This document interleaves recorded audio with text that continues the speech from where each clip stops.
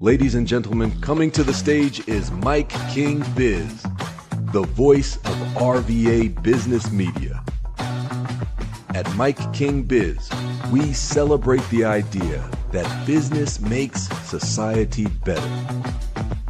On behalf of the whole MIKEKINGBIZ ecosystem, we say a big thank you. Ladies and gentlemen, welcome back to On the Mic. Mike King here, coming to you from the MIKEKINGBIZ Media Center high above Henrico. You can follow me on all the social platforms, which is ESPN Richmond 106.1 Saturday, 6 to 7 a.m. in the East, as well as 10 a.m. to 12 p.m. Monday through Friday, LinkedIn, Facebook, Instagram, as well as YouTube. That's where you find us talking to the best and the brightest.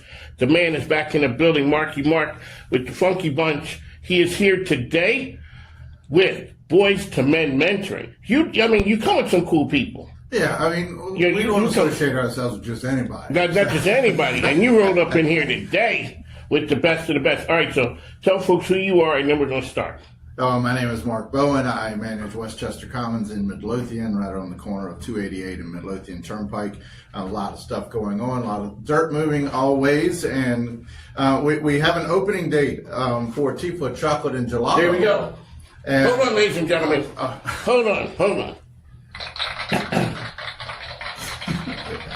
I've been telling this man I need a date, and he came with the date today. It did. So they're planning on opening on Friday, June the 12th. So really, just right around a the couple corner. Weeks. And in fact, they'll be sampling at our concert series on June 11th. So come out and try some gelato, some chocolate, some specialty coffee, a little bit of everything, cold brew.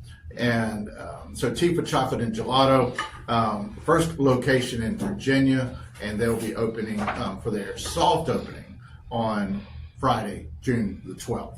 And we will be sampling on the 11th. On the 11th, and which brings us to our concert series. Yes. And that next event is on June 11th. We just had our first one. It went well. Had about 1,200 people that benefited the Rotary Club of Powhatan. It was English Channel, and we are up and running. And our next one is Thursday, June 11th, right on Main Street, presented by The Edge at Westchester by Stylecraft, and it benefits Boys to Men Mentoring. So here we go. Oh, I missed the sound cue. So 1 second, ladies and gentlemen, who does it benefit?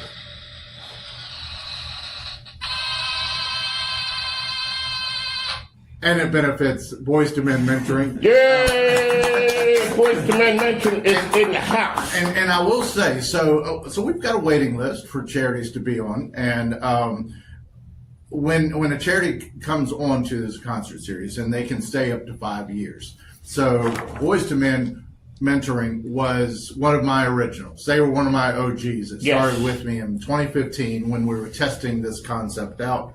And so they stayed on until 2019. Well, I asked the charities to please stay off for a minimum of 2 years. So between 2019 and 2026, that's a lot more than 2 years. And it just shows the demand of those organizations in our community that want to be part of it. So we decided we'd bring them back. We'd bring one of our originals back, and they are our beneficiary on June 11th with the mashup and cozy condition. So we could get a mashup of Jay-Z and Beethoven. And you might get a really cool danceable song, yeah. And make a dance. You got dance moves, I've seen them.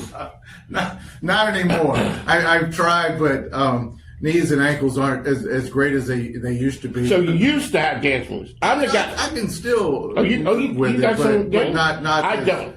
I'm the brother like Carlton. That is me. I'm not doing I have no dance moves, but we know that day the mashup is going to be there, and Boys to Men, we're doing that to support them. Yeah. So who'd you bring with you today? So I have Gabe and Carlin with Boys to Men. Welcome, gentlemen. Thank you for being here. Thank you guys for having us. Yeah, thank you. And you can tell all about what Boys to Men does, and then we'll find out the experience that Carlin has had. Yeah, for sure. So Boys to Men works with elementary and middle and high school age boys. So we focus on group mentoring and giving each of our boys like a space for them to be able to share, for them to be able to talk, for them to be able to talk about their truth, take accountability, and connect with other mentors as well as other youth inside of the schools. We've been doing this for coming up on 15 years now. We're going to have our 15-year anniversary here next year. So it's been great. We're in 8 different school districts, whether all the way up from Goochland all the way down to Petersburg. So we cover a lot of ground. And it's amazing. I mean, the work that we're able to do. Carlin, you can talk a little bit about maybe some of your impacts and what you've gotten from Boys to Men. I got a lot of stuff. I made a lot of new friends, met a lot of new people, and it's really helped me through some hard times. And I mean, I'd say my 2 years of being there, I've met at least 200, maybe 250 new people, I'd say. Yeah. And a lot of them I got like to talk to, like face to face, and not just like over a screen or something. And it's really helped being able to talk to people in school and not just like at home or something. And yeah, I've got a lot of stuff from it. So, Carlin, when you first came there, how'd you find out about Boys to Men? So my cousin Ezra, he was in Boys to Men, and he's like, "Yo, dude, I think you should join this." And I was like, "Yeah, I guess I'll join. I mean, if you're enjoying it, then I'd probably enjoy it too." So I decided to join because my cousin Ezra was in it. There you go. So Gabe is there smiling like, yeah, because you lived that story, Gabe. Yeah. So you were one of the Boys to Men folks, and now all of a sudden you're employed by them. It's a lifelong dream coming true. Talk about your journey, starting with Boys to Men and where you are now when you look over at Carlin. Yeah, for me, it's just big because, like I said, I was an intern, so I came through the VCU School Social Work program. And so I then got brought on as full-time staff after just falling in love with what we were doing. But for me, I think the biggest thing that I gain joy from when it comes to hearing what Carlin's saying is the idea of community, right? Building community, building it not only with family, but with people within the schools, people outside of this, because Carlin then gets to interact with all of the youth that are involved in Boys to Men, right? So not just the youth that are in his specific school, but he may meet a guy that's from Petersburg that he would have never had the opportunity to meet. Sure. He may meet a guy from Goochland that he never would have had a chance to meet. And maybe a guy in another Chesterfield school that he didn't have a chance to meet. So, and for him to be able to say that he's able to have a conversation with those people and look at those, maybe some of the guys that he's gone through what's called a rite of passage weekend. And that's where we take these guys on a weekend and they get to really live out their truth, confide in each other, have good conversations with each other, and be able to lean on each other as brothers. Just having that sense of community makes me happy, because I know for me, when I was his age, I needed that. And so for me to be able to be a part of that and see him get to experience it, that fulfills, Guys always, a lot of times, not always, but really need those things, whether it's sports, whether it's the military, fraternity, whatever. You have to go through something hard. Yeah. And then all of a sudden it can return into like a band of brothers. With that, Mark Bowen, so this is something that Westchester Commons really supports. Why is that important for you guys to do that? Well, it shows our customers that that we support those organizations doing good in our community, and it introduces. We don't look for the big guys. We look for the little guys, and not to say that Boys to Men Mentoring is a small organization, because as Gabe said, they're celebrating 15 years this year, but they have grown. I mean, again, 11 years ago, they were getting their footing. And when we were first introduced to them, and then we introduced them to the community, it was kind of just getting started. So the organizations that are part of the concert series are given a platform. And it's not only to raise funds, but it's to raise friends. And when we say raising friends, it gives them an opportunity to tell their story. And somebody like Carlin might be on the stage and talking to the crowd about his experience and how valuable it is to the community. And so it introduces the organization to a new group of people. And it really does become a friend raiser, and as much as it is a fundraiser. And then, I don't see any problem that Boys to Men Mentoring won't be with us for the next 5 years. So this is kind of their second run, and we're glad to kind of reintroduce them and introduce them to new people. So, Gabe, when you see the boys that come in, They don't know anybody. You know, it's kind of like, why am I here? I don't know about this thing. Yeah. Talk about what it's like when the light bulb comes on. Carlin, you can let us know too. First, you're kind of skeptical. And you see the look on people's faces like, yeah, I don't know about this thing. Mm-hmm. And all of a sudden, they're like, yeah, this thing is pretty cool. Yeah, I think where that starts to shift is when they see the consistency, when they get to see that we're going to continue to show up at your school on that Wednesday at whatever time, at the set time. You know, it may be different for each school, but we're going to show up, and I'm going to show up the same way that I showed up the last time. You know, I'm going to show up in my truth. If I'm having a tough day, I'm going to let you know that, whatever it may be. I'm not going to sit there and try and act like I'm someone that I'm not. I'm going to be myself. I'm going to try and encourage you to be yourself and what it is that you're going through. But I think the consistency throughout the year, and not only that year, but then the following year, if they continue to come back. And like Carlin's school, we go from Tomahawk Creek at middle school and then follow them up to the high school level. So then they get to stay, and he can stay in Boys to Men all the way up until he graduates. So Carlin has an opportunity for us to really be consistent for him upwards of 5 total years. And so I think that's, at least in my mind, and Carlin, you can say it, you know, as well, but I think for me, the consistency is the biggest thing where that kind of light bulb starts to come on. I'd say for me, the light bulb kind of clicked maybe like the third meeting, I think. Because like first 2 meetings were like, still I was sort of trying to get into the idea. And then I had a little chat with my cousin about it. He was like, what you think? I was like, yeah, I like it. I think I'm going to stick with it. And then it was like the third meeting, and then everyone was still there. And then we just had like a chill meeting. And then I went back to class, and I was like, I think this is my thing. And then I just stuck with it for the past 2 years. So yeah, I'd say just being there and, yeah, like you said, getting consistency is really what makes people stay. So how many people are in your group, Carlin, at your school about? Maybe 10 people, but there's usually like 3 people there sometimes. That's 3. Yeah, So what you guys got, a secret handshake? You know, like the lake, like you don't have the thing with Brian, like yo, everybody, no? No, You got one of those? I mean, some people might. Some of them might.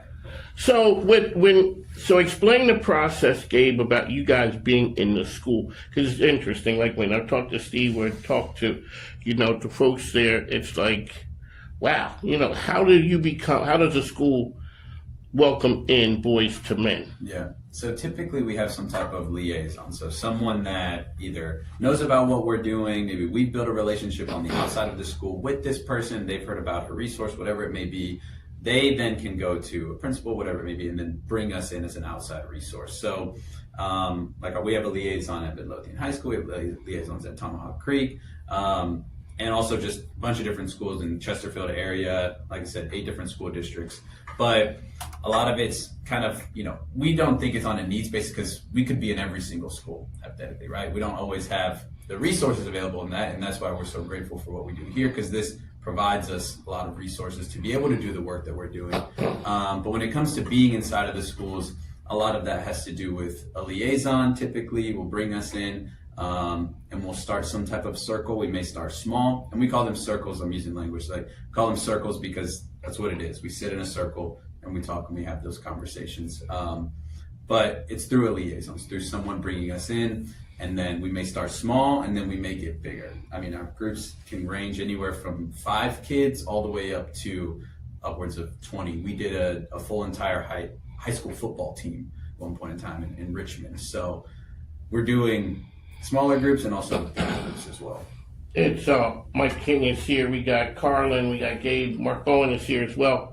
Sir, what else you got going on out there at Westchester Commons? Well, you know, I mean, we have our Shoppers Perks card program that is roaring to great success. Almost 3,500 people signed up for that. All you have to do is go to shopwestchestercommons.com, look at the Perks card tab, fill that information out, and I'll send you your card and the merchant offer sheet, and we're good to go.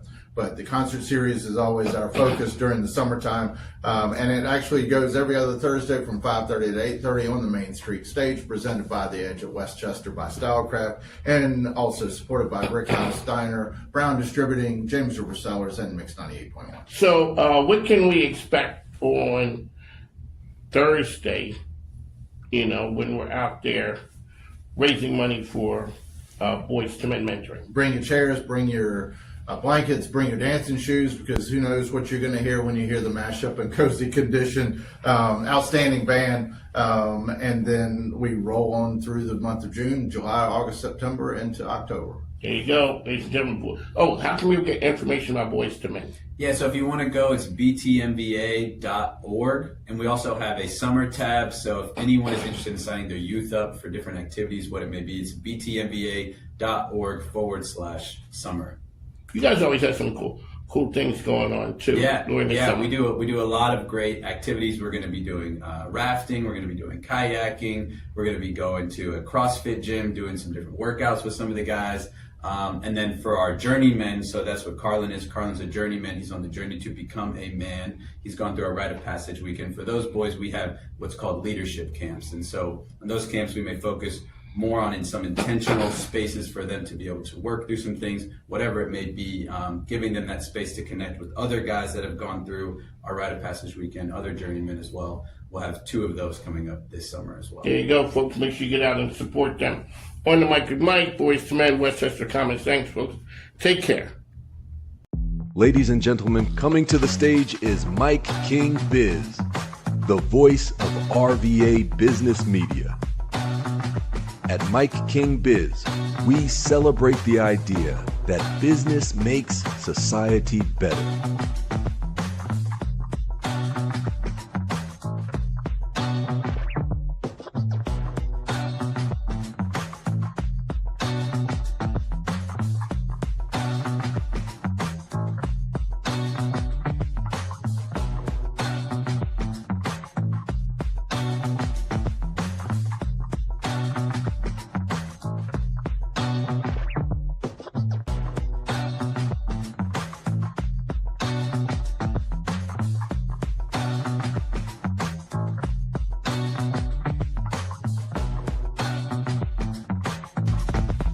On behalf of the whole MIKEKINGBIZ ecosystem, we say a big thank you.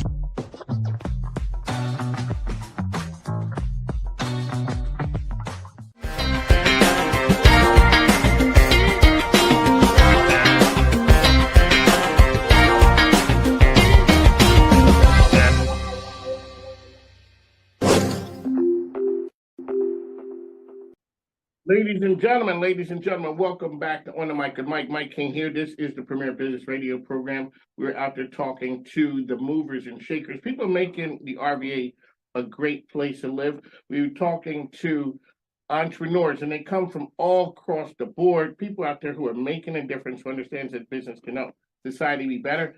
Sir, tell us who you are and what you do. Sure. My name is Carl Gupton, and I'm with Greenswell Growers. We are a large commercial scale greenhouse here in Richmond, Virginia.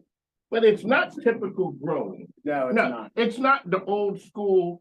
Explain exactly what you guys are. Sure. The best way to put it is we found something in the market that basically 95% of our produce and leafy greens, lettuce, come from the West Coast. They come from one little valley in California or the deserts of Arizona. Okay. Ship all the way across our country, use a lot of natural resources. You got to truck it all the way across. So what we did was we see people want local, people want fresh.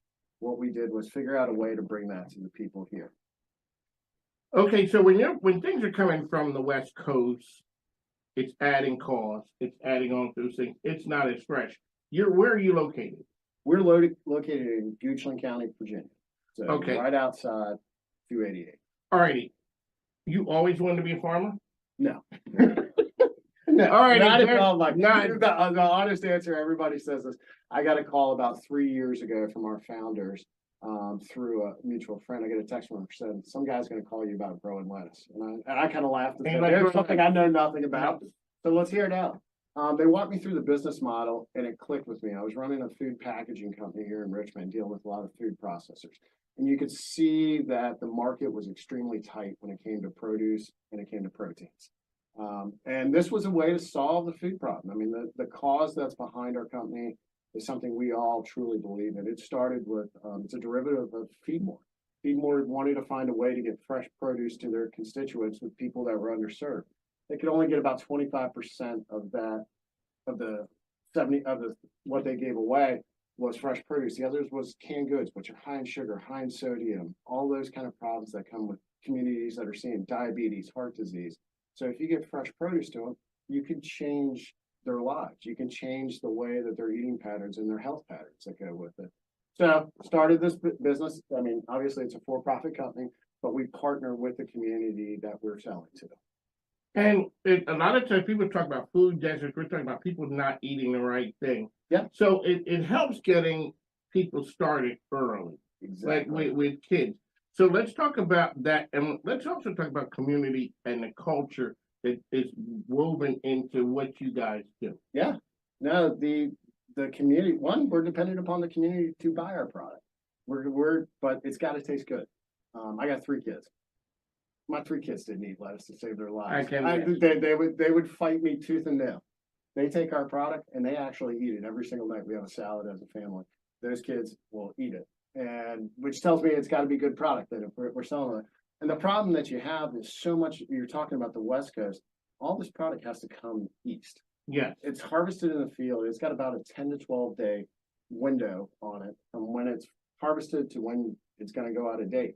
It spends 5 to 7 days in transit, pick, process. So 5 to 7 days from the West Coast pick to get here to Richmond or the East Coast. So you got 5 days left on it, and people are used to eating lettuce that I'll call is subpar. And it's just a factor of the way that our country was designed, with all the ag being out west and all the population being out east. Never looked at it that way. All right, Yeah. Carl Gupton is here with us. Alrighty, let's. Oh, you brought something else here with you. Alrighty, so here we are packaging with this. How long is it? It took 5 to 7 days to get from the West Coast. So How long does it take from this being picked to get get on to a store shelf? Yes. We ran this Friday and it was on a store shelf Saturday. Now, on top of that, so you've got like a 5-day window left with the stuff in conventional farming. Our product has a 21-day shelf life, and it's off of the way that it's grown. And it's the reason that we looked into lettuce. We saw it as one of the highest sellers in retail in the produce category, but it also had the highest waste factor. So we could kind of solve a problem for the retailers out there that we could give them extended shelf life. We could bring those shrink numbers down from 30% down to 5%. And it helps their bottom line, helps our bottom line. And we can have fresh produce that people trust. Alrighty, sir. How do you go about doing that? It is an amazing process that we have. One, we've got a great team behind us, but we've got an 1.5 acre greenhouse that is fully automated. From seed to your fridge, no human hands touch the product. It's a fully automated system that grows. We know what the light levels are, what the airflow levels are, what needs to be done temperature-wise, and we can make all these micro adjustments inside of the greenhouse, control the product down, and then process it, and boom. How long does it take from the time the seeds to you guys are harvesting? It takes about 21 to 28 days, depending on the product. What'll kind of blow your mind with this process and why we think the business model works. If we had an 1.5 acres in Salinas County, California, where all this product is grown, USDA says they yield about 32,000 pounds a year out of that 1.5 acres. They have 3 to 4 harvests a year. Gets on the product. Our facility in that same 1.5 acres can harvest about 700,000 pounds of lettuce out of it through this fully automated facility that we've got. We're a good sized company, but we only have about 13 team members in our organization. The process because it's so highly automated. So when we see people picking out, we think of farming and we think there's somebody there. It is. It is. I mean, that's the way the conventional farm is. Okay, so what happens with yours? We're able to really what this came from is Europe is about 30 years ahead of us when it comes to indoor growing, well, controlled environment agriculture. We brought over basically the best Europe has to offer into our space. If you think of Europe, Northern Europe's where the majority of the population is. They have limited farmland, they have limited days, the temperature is not great for ag. So the Dutch 100 years ago created these greenhouses where they were able to grow tulips and things like that, and it turned into where they grew their produce, where they grew their food, and they could do it. And we brought over this automated system. We partnered with the right guys up front. Our 3 founders went out and found people with extreme knowledge into this industry, a company called Crop King that helped us design the greenhouse, source the equipment, and taught us how to grow. How long have you guys been in business? We have been operational for about 14 to 15 months right now. Okay, when, as a business, you hang your shingle out, you think you got something. When did the company know that you had something? We knew we had something when we were building this in the middle of COVID. When we saw the shelves empty in the grocery stores, people were out of produce. They couldn't get it. We were solving that logistics problem. We were bringing the produce to the people. And we had to change. This model is changing the way that we get our food in this country. And we can bring to it, we can guarantee supply. If you look out west in the valley in Salinas, their huge problem is their water. They don't have enough water out there. They're trying to decide, do they give the farms water or do they give the people water? Well, that's it. And you know which one's going to lose on Yeah, that. the farm's going to lose. The farm's going to lose. So what is it about, so I guess Chesterfield has the new, what is it, what's that, is it berries? Berries, they're going to go strawberries and Plenty. And Plenty's a neat company. Our business models are a little bit different. There's this divergence that happened in the CEA space. You see people say greenhouse grown, or you hear vertical farms. Those are kind of the two things. Plenty is a setup of a vertical farm. So ours is greenhouse. So we're using basically mostly Mother Nature. Everything we do, about 70-80% of the energy that the plant gets comes from the atmosphere. We just supplement and make it a perfect environment for it. With vertical farms, they're growing indoors. They're using a lot of power, a lot of energy to it, but it's a really neat process that they've developed. For us as a people, what will this do when, as you say, Europe is 30 years ahead? What will it do when we start looking at growing other things the same way? Yeah, and that's what you're going to do. I mean, that is, we're going to see most of our produce. So right now, only about 5% of the produce we get come out of Controlled Environment Act. They see that number. I mean, Kroger's a prime example where we launched this week with Kroger. Kroger told us in the meeting that they see about 30% of their market turning to CEA in the next 5 years or so. So this is a huge thing because it tells them Kroger can place an order on a Monday, have product on a Tuesday, and I can tell them 28 days in advance how much product I have for them. It's not like a farm, we have a farmer on our board of directors, and Rob will tell us he could have perfect conditions for 3 months. One day of 2.5 inches of rain ruins his entire crop.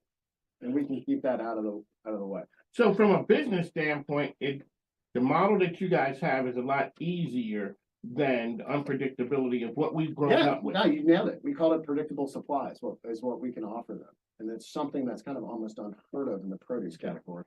All righty, Carl, you are here with us. You are an expert because we've never done one of these things before. All righty, so you guys do lettuce, and a lot of times, whether it's IT or business, we were just talking to Will Keck about, doing a little bit more outside of your space. Sure.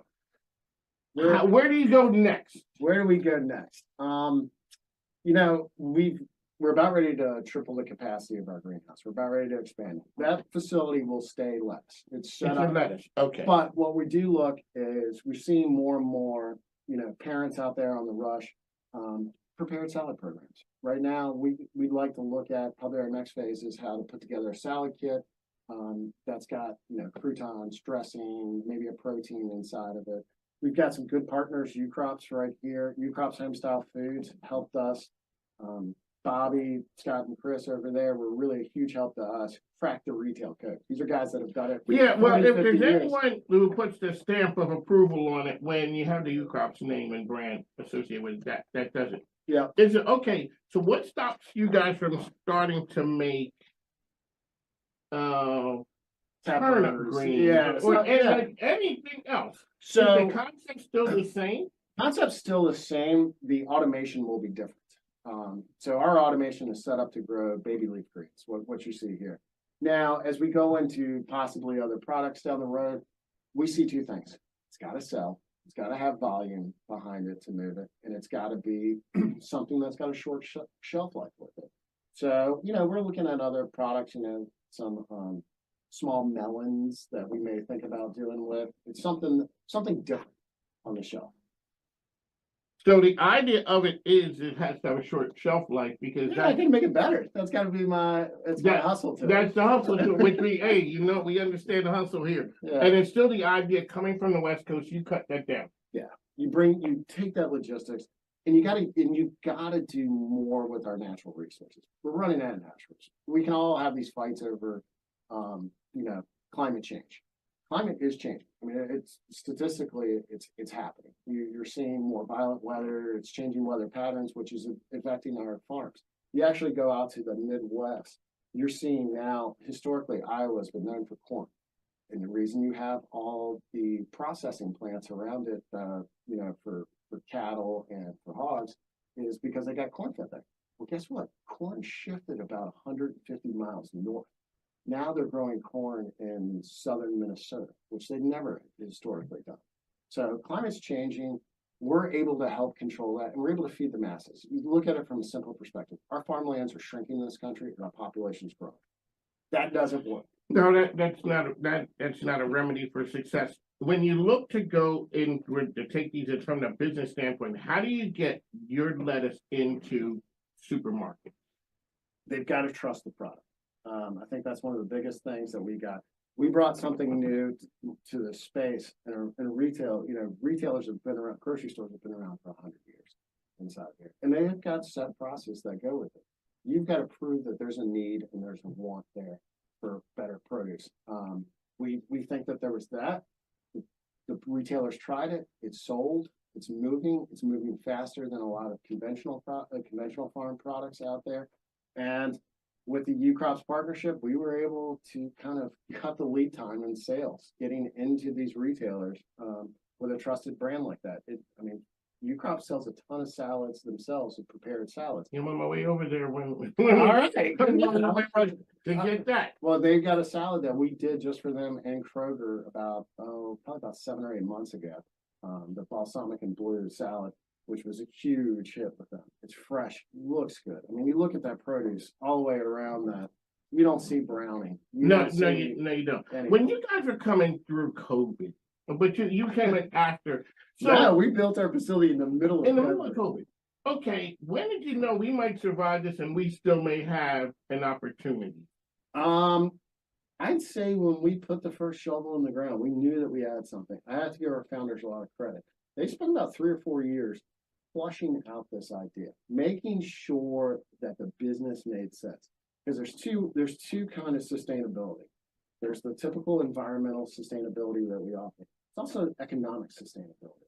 You have to have a business long run. I have to be able to go to a bank and tell them, heck, this is a good idea. This is why it works, and this is why we can grow our business. We did both of those things up front. And we learned from, I'm not gonna lie, we learned from mistakes from some of our competitors. There's a lot of guys that went out there with 15 different product offerings. We said, no, we're gonna do 2 to 3 products really well. We're gonna focus on that, and we're gonna nail that, and then we'll look to expand into other things as we get past that.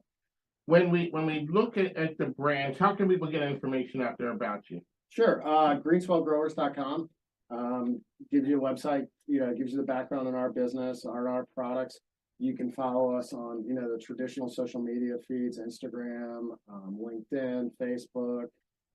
So we've got those kind of bases to us, especially on our website. You can go to the Find Us tab that tells you every store that we're in. Right now, we started with Food Lion, Harris Teeter in the Hampton Roads and Norfolk area. And now we're rolling out with Kroger, and we've got a couple other retailers getting ready to come under the tent. So let me ask you, for people who don't know, getting space inside a supermarket. I mean, you just hear the horror stories of what it takes. Tell us. Let us know. It's a lot of conversations. It's you gotta prove it yourselves out. We were lucky on the front end.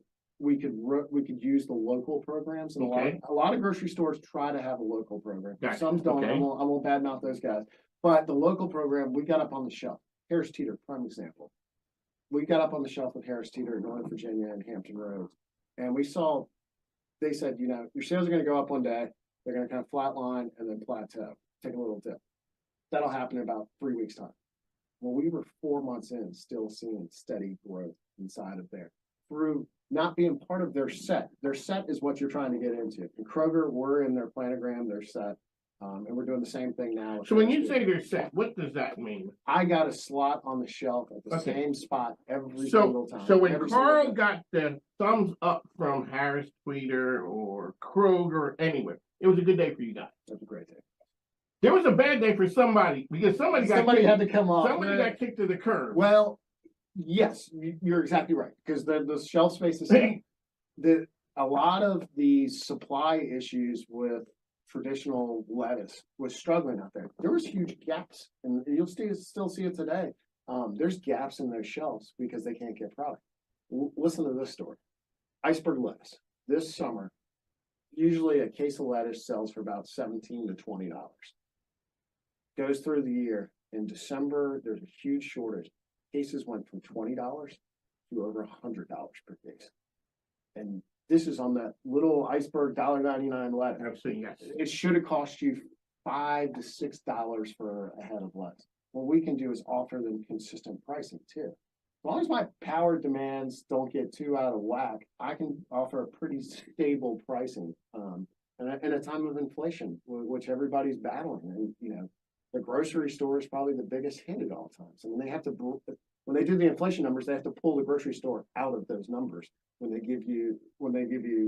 Fed gives you those numbers.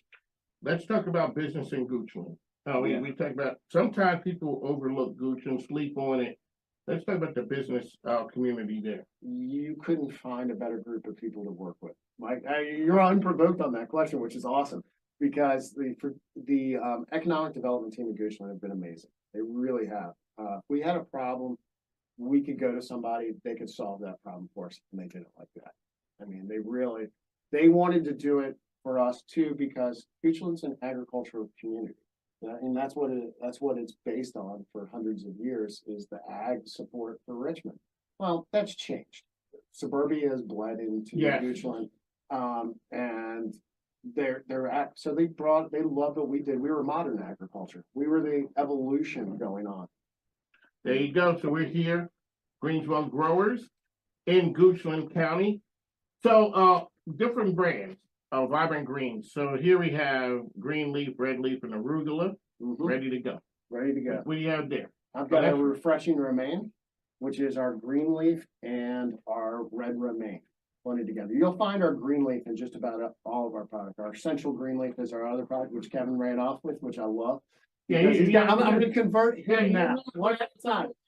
A man comes in bearing gifts, and studio guests are just like, hey, can I get? I will give him. That is the best part about making things work. Yeah. There you go. So we're here with the greens. As you go out the door, let's talk about corporate culture. We always talk about that and being inclusive in the community. Yeah. You guys are partnering with Youth Crop, so everybody knows what the brand is, what they stand for. Yeah. When you guys launch Greenswell, would you incorporate in that to being a community partner? I say that, like I was telling you, this idea came from Feedmore's need for fresh produce. 5% of all the product we grow goes to Feedmore. It goes to them. So without question, I think we made 60,000 meals for Feedmore last year that they were able to get to their people in need. So that's the baseline for what we do. We've got a strong team behind us that does all the hard work. When I say it's 13 of us, 13 are hustling. Hustling. And they are moving out there, and they do an amazing job with getting that product out the door, getting that product to the people. And the culture is, get it done. Figure out a way. We don't know as customers, consumers, how things work, the process. We hear farm to table. We hear that. So how do things get from you guys to the store shelf? Awesome question. Distribution model. So the distribution centers are kind of where I ship our product to a Kroger distribution center. Kroger takes our product, breaks it down, and ships it out to the 109 stores. So you get it to their distribution center. Yeah. And then they handle it from there. Yeah. The other ones, there's a kind of model I can deliver to them or they can pick up. What we try and utilize is backhauls as much as possible. think about it this way. PFG is one of our biggest customers. Okay. Performance Food Groups. Ladies and gentlemen, those are the ones who take food to restaurants. That's where we see them at. Yeah. You'll see the PFG trucks going all over. All over. So they're going to the restaurants delivering product. Well, guess what? That truck's, when it's empty, it's got to go back to the distribution center and refill. Well, what do we utilize? Hey, you just dropped off at a restaurant at Shorefront, come 5 miles down the road or 2 miles down the road to our facility. We'll fill you up. You take it back to your distribution center. And it's been fun. It's been a lot of. That's a model that works for everyone. Everyone. Because we got a trucking shortage in this country. People don't realize it, but the average age of the truck driver in this country is almost 60 years old. I can believe it. You know, there used to be a time it was romantic. Yep. You know, you're out on the open road. You get to see the country. Yeah, it's not the same. Yeah, no, it's that slice of Americana went away with like Paul Harvey. Yeah, and now you know the rest of the story. Yeah. Alrighty, so one last time, how can people find you out there? Okay, they can find us at greenswellgrowers.com. You can use our store locator on there. You can find our product. We just launched this week in Kroger with our co-branded item with U-Crops grown by Greenswell Growers. You can also find us in local food lines. You can also find us in local grocery stores. They were our first partners, the Libby Markets of the world, Good Foods Grocers, Elwood Thompson's, all the local grocers will probably have our product. And you know, it's good. And a lot of times people don't realize, you know, when you're doing things locally, like we don't know the time frame from the West Coast to here. We don't know. You don't realize it until yeah, right. And then it becomes a problem. Yep. You're like, okay, there are a lot of things that has to happen for things to work right. And for the most part, it worked right. No. And then COVID happened. It doesn't. And now it does. And they're like, hey, and all of a sudden we have to realize, but I kind of knew from a business standpoint about what it takes to get things on the shelf. It takes a lot. And like I said, which was a good day for Carl, it was a bad day for Mike. Else. You know, like, hey, Mike, sorry, but conversation go. It takes a lot of time. It takes a lot of meetings for us. We had to prove our product. They had to do trials on it. They had to do. So when you go with trials, like what does that take? So you go there. Is that when we see things set up and in the aisle? Yeah. Well, actually, no. People fight for that position in the aisle because you're going to walk by and grab that before you go over to that. Yeah. Man. They may take test markets. They have like certain test markets. If you actually, for the people in Richmond, the reason why you have so many grocery stores in this, you have more different types of grocery stores in Richmond than you do any other place. I've heard. Yeah, and the reason is it's whatever our demographics are inside of Richmond, they can trial everything out. We're attractive. It started from the trust that the U-Crops family put together in these grocery stores years ago.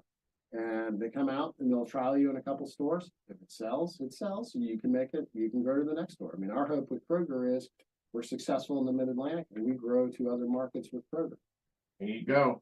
Sir, I'd like to thank you for coming on the program. On the mic with Mike. That's what we do here. We talk to it's in session. Yeah. Because you know, it's one thing whether it's food, whether it's music, we're talking to business people out there making different, like you said, a good chunk is going to Feedmore. You know, how do we take care of the folks in need in the community? And I always say changing the world ain't cheap, easy, or free. Nope. And you know, there are businesses who are out there making a difference, giving back and doing the right thing. Greenswell Growers is one of them. We'd like to thank you for coming on the program. Hey, shout out to my man Paul, who's out there with Richmond Grid. You know, Paul Spicer is a huge part of our company. And you know, there are people who know people. You gotta know people. He knows some people. He knows some people. He knows some, and you know, it's the kind of people, it's the quality people that he knows with. It's the quality people that care about what you're doing and want to help you. There's not enough of those people out there, but the Richmond community is one of those communities. You always talk about the 7 degrees of separation. In Richmond, Mike, you're going to find it's 1 to 2 at best. Really? I've introduced people to their cousin. Exactly. And I didn't know, they didn't know what this one did. I'm like, hey. And they're like, hey, Bob. Hey, how are you? Yep. And they're related but the business community, so when I talked to Bridget Bywater, who's over at King's Dominion, I asked her, what was it about the community? She said, I was shocked at how much the people get along. They get along. They get along. They get along in the business community. Yeah. There you go. That's what we do here. On the mic, Mike, thanks for coming on the program, sir. Have a good one now. Take care. Hey, it's Kelly Lemon from the Virginia Wayside Furniture Studio for an all-new episode of 8 at 4. It's Kelly. All right, here we go. Hey, it's Matt Pachilli from the Virginia Wayside Furniture Studio for this food-filled I'm Kelly episode. Lemon. And I'm Michael Paul Williams. And welcome to the After the Monuments podcast. Happy playoff season, 804 football fans. For the Richmond Times-Dispatch, this is Jeff Shapiro. I'm Justin Lowe, food writer for N4 Magazine and dining critic for the Richmond Times-Dispatch. And I'm here to tell you where Richmond eats. Our marketplace is accelerating at an unprecedented rate. At Lee Enterprises Virginia and the Richmond Times-Dispatch, we are investing in the tools, talent, and technology to tell your story through a fresh lens, lifting local brands and helping businesses grow. Let us help you amplify your message, reaching the right audience at the right time. Welcome to the Road to Richmond bracket unveiling.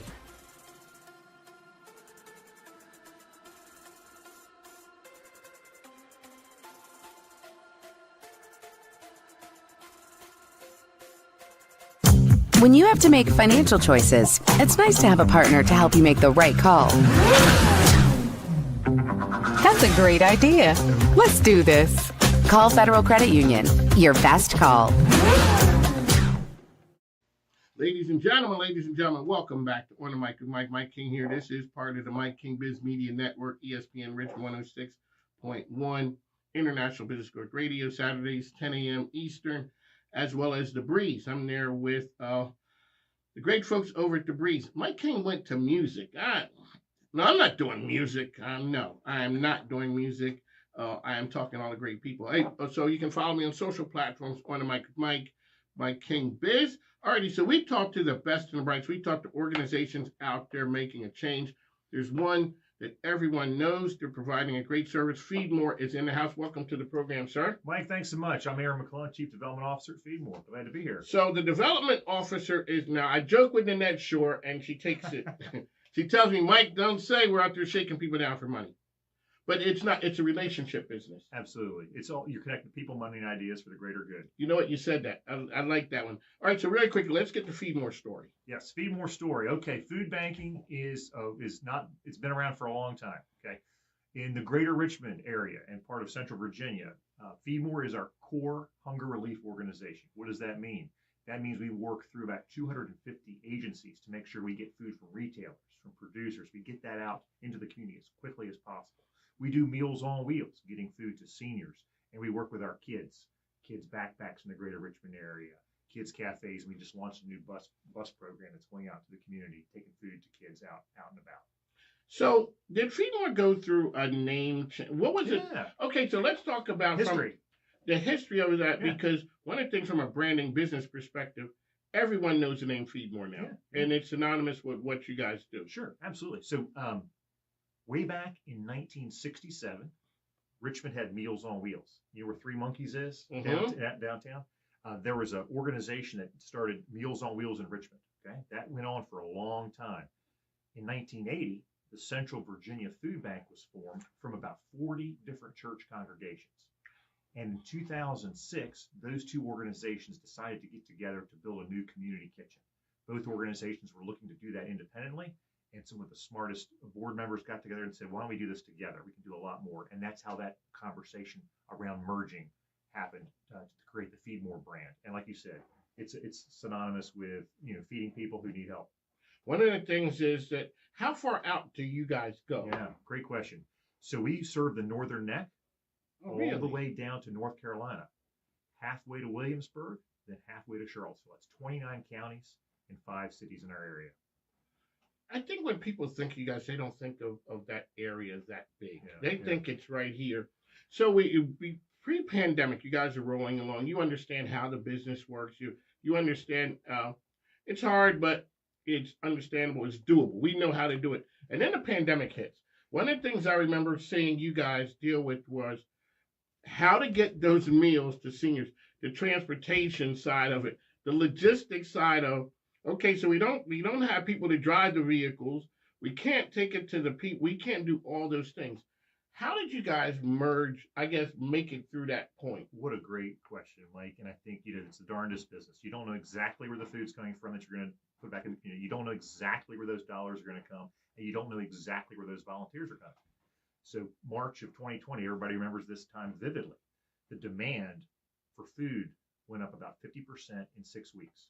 So we saw that really strain households when people were under or unemployed. The health concerns. You mentioned volunteers. Obviously, when we're doing meals to seniors who are already immunocompromised, we have a lot of volunteers that, are the same thing. They're all a lot of retirees. So we went from delivering 5 days a week to just 1 day a week.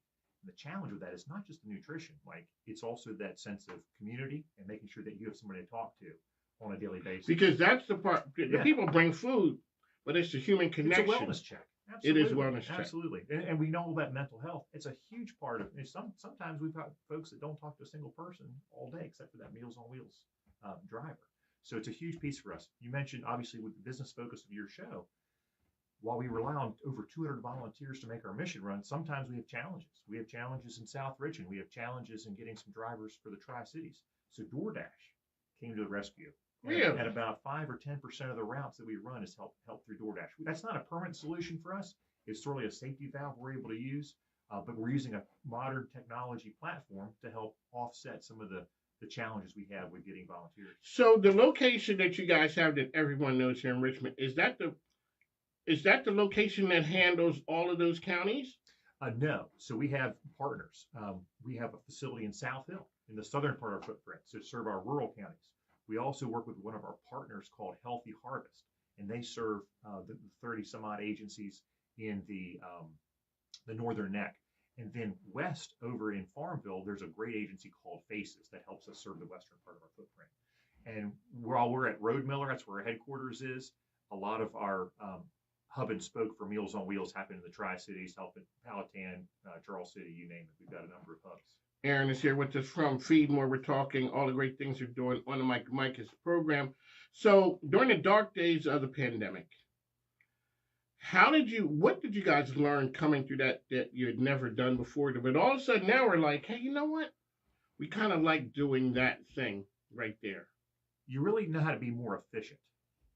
I think that's one of the things, right? We employed a lot of chefs. We had a lot of chefs come out and help us the restaurants were either closed or shuttered or had limited hours.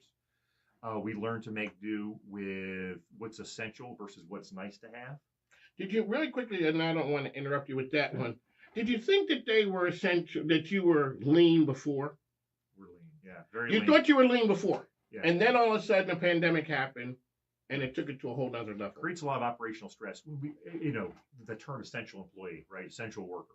Well, the governor and deems food banks as essential employees. So we didn't skip a beat. There was no work remotely opportunity when you've got a kitchen and a warehouse. An 18-wheeler is not going to show up to our house, right? And no, we're not somebody has to go there. So we've got you got to have a physical presence there. So it's really.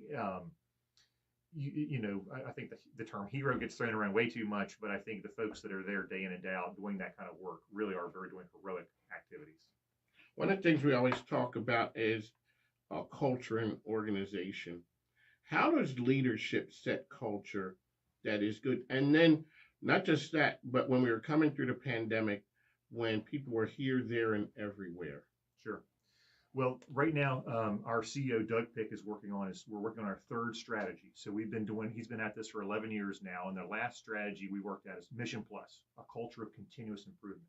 Our senior leadership team and the folks we work with, we're always trying to do what we do, but do it better. The second leg of that stool is being an employer of choice. People, whether you're a nonprofit or for-profit, people want to work for an organization that's developing their leaders, developing their people, and making a meaningful impact. And you're going to be able to see that not just today, but 100 years from now. And then lastly, food bank of the future. Whether it's a food bank or a business, people want to kind of have an eye on what's out ahead. So data, information, technology, making sure we're utilizing the best tools to take back to that lean comment and stretching those dollars. We stretch to the breaking point of dollars and food to make sure that we're doing this highly leveraged to do what we can do with the limited resources we have to work with. One of the things you guys are in the business of, sometimes no one wants to be in that position, but it's a delicate balance of helping people without hurting people's ego. Yeah. It's a challenge. Obviously we're looking for people that raise their hand first and look for those soft nudges. We work not just with food organizations and food distribution, but with wraparound services, right? So sometimes somebody might come in.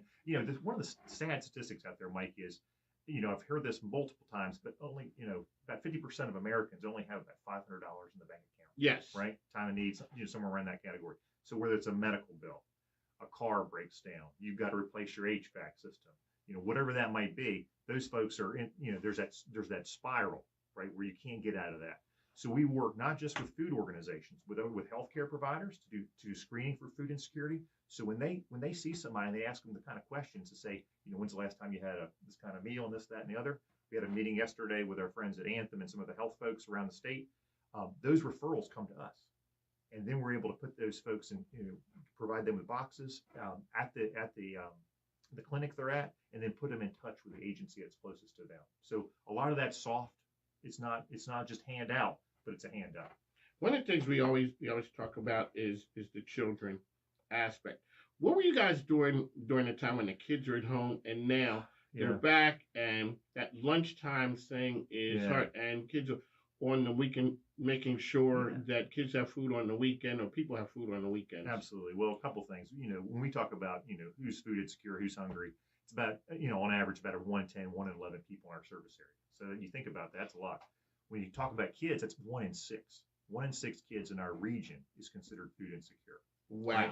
So there's 3 main legs of our stool. We have school markets, where we'll roll into a cafeteria or an auditorium and set up basically a farmer's market, where the teachers and the counselors will be part of that solution. And we get feedback, Mike, that says a lot of times those parents are the only time they're in the schools when they're there for the school market. So it's a great way to connect administrators, teachers, and families. The other thing that we do is weekend backpacks, to your point. We distribute about 2,000 backpacks every Thursday for Friday distribution. 2,000. So that is 6 meals, 2 breakfasts, 2 lunches, and 2 dinners for the weekend.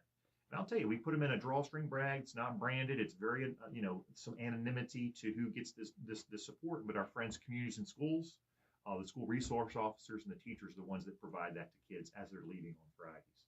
And the thing about the drawstring bags, Mike, that I found interesting and sad at the same time is how many kids are in between households during the weekend. Yeah. So that their ability to take that food with them does so much. And then lastly, our friends in McKesson helped us out last year with a bus. And that bus is now going out around the community to places where we don't normally have partnerships, and going and driving up to might be a housing complex or one of our third-party providers, like YMCA out in Goochland, and then those kids will come in and shop. And with the stories you hear about kids coming off the bus with fruits and vegetables saying, "Mom, look, we got some real food." It really hits you right here. It does. And so we're one of Mike Aaron is here with us. We were talking. So the conversation that we had before that, changing the world ain't cheap, easy, or free. You're in the relationship business because we got to generate revenue so that we can help people. You guys have your core, your staff right there. Let's talk about the volunteers, how important they are to you. And then we're going to talk about the people who support you on the financial side. We're going to give a shout out to my man Mark Smith. Absolutely. And all the great things he does out there. I got minus the Richmond already underlined. Right here, there, I got my notes here. We've had that conversation. That's right. Because, he shows the bar. When somebody comes to you and gives you money, just because they know that you are going to do the right thing with it. That just happened this morning. In fact, I just made a comment on social, on LinkedIn, I think it was. Every morning I come in and check what gifts came in online. Well, we just had one this morning. A couple $100 came in from somebody who just apparently had their car serviced at Midas and just wanted to thank Mark for the great work that he did. And then in turn comes back to us and then really goes back into the community. So it's a full circle. Cars don't take care of themselves into the communities. That's not a commercial, but it is truly. So you're talking to business leaders every day. Absolutely. What is it about the community here in Richmond that's not a hard? It's not a hard ask. There are businesses and business people who care about that. It's good. First of all, it's good for business. I think we all know this. For employee engagement, coming and volunteering. You mentioned your first question, I think, was around volunteering. So we have about 100 staff, okay? But we have 200 volunteers a day plus. Some days we have almost 250 volunteers. Wow. Making, chopping, cutting, packaging, delivering, sorting, you name it. If it's involved with food, we have volunteers that can do that. We also have some office volunteers to help us out. So companies, if you're looking for a way to engage your employees a little more deeply in the community, everyone's heard the terms corporate social responsibility, environmental, social, and governance, all these buzzwords, but really it's about helping your community. And if you want to have your employees feel good about where they're working, be a leader and come and check us out. And not just us, but any organization that has some volunteer opportunities, I would encourage you to do it. So volunteers for us is huge. If we didn't have volunteers, we would not be able to fulfill our mission, period. End of story. From a financial standpoint, we talk about the leveraging power of the network, right? So we get a lot of food donated to us, but it can't just sit there. It's got to move, right? That movement comes through trucks, the gas, the fuel, the partner on the other end that's there, the logistics side of that organization, the food preparation part. So our budget this year is around $20 million. About 13 of that, $13 million is how much we have to raise to make sure that we meet our mission, okay? So that's each and every single year. That's a lot. It's a lot to do, but our community really takes care of ourselves. And the thing about Richmond, I think, is we were joking earlier about there's only 18 people. There's only 18 people, and there's 2 of us here, so 16 there's of you are 16 listening. There left, so doing your part. Yeah, thank you very much. But really, I think the great thing about Richmond is it's big enough to have the oomph of a big city, but small enough where you create those connections and then there's also people like you. People like you who connect those that don't know each other. In a short period of time, it is something that to go to see Mark Smith on TV, and then all of a sudden to get to know him, and with him, then I see the impact that he has on Feedmore and Gupton, and Shalom Farms, and those things that impact. But we see that over and over, and I talk to business owners every day who understand their corporate responsibility. They are out there making a change. When we talked about the price of food a bit ago, and when we looked at what happened during the pandemic, the price of fuel costs, everything went up. So I guess that puts the strain on you guys right there. How do you ride that out? Oh, how long have we got? How long we got? So a couple things here. One, supply chain, right? I was just reading an article today about Panama Canal getting backed up. Last couple years ago, the Suez Canal, right?